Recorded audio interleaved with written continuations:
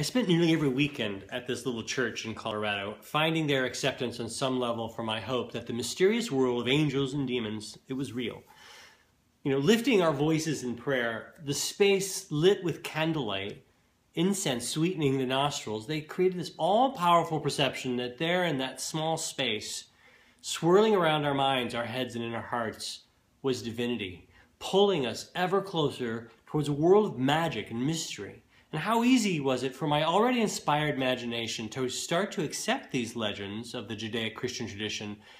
that they weren't legends at all, but in fact were reality, and that the world that I did encounter, that is the mundane experience of the doldrums of everyday life, the everyday world around me was the lie. And then how I hoped that that were true. And thus as I grew into my teenage years, an outcast because of my oddities as a lonely boy, my sexual attraction to men, I found that the idea of the perceived world was myth, and that the unperceived world, described in the New and Old Testament as God's kingdom to come, that was the real world. Further, I walked into this legend, to the point where the reality of the life around me was shadowed by dreams and no longer perceived by my own eyes.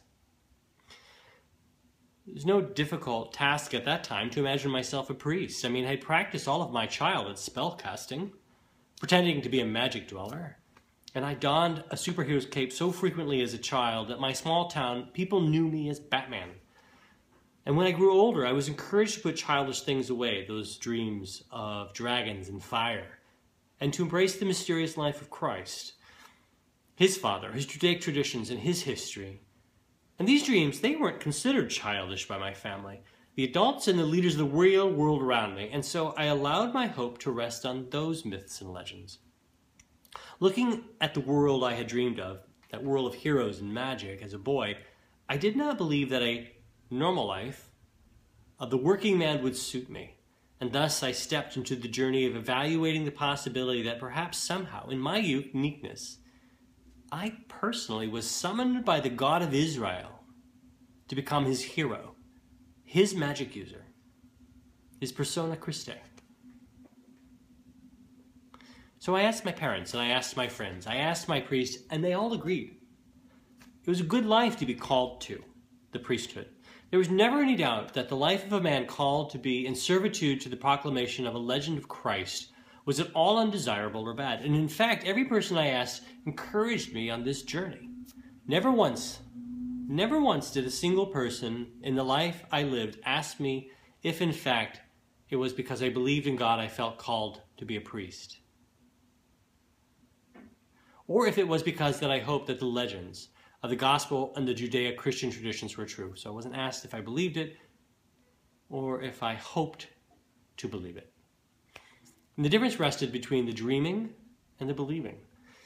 I, in all my desires of a fantastical world, never once questioned the reality of the dream that I was in, and instead, casting my sight onto the fantasy created by the gospel and Christian prayer, I walked boldly into a life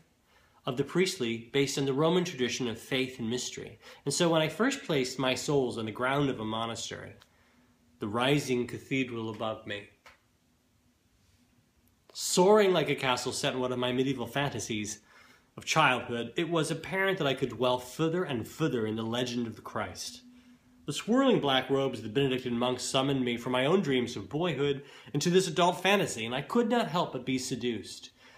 There, even upon praying on the altar of God, wondering one lonely evening why, wondering how this myth of God and bread and wine could possibly be true, even then I did not turn from the fantasy, and I pushed from my mind those crafted doubts of my reason, refusing to end the childhood dreams of boyhood, and I continued to step on the hallowed ground of faith.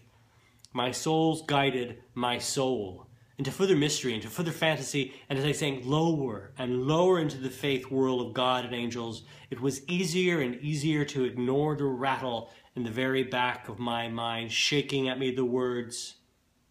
"This doesn't seem real."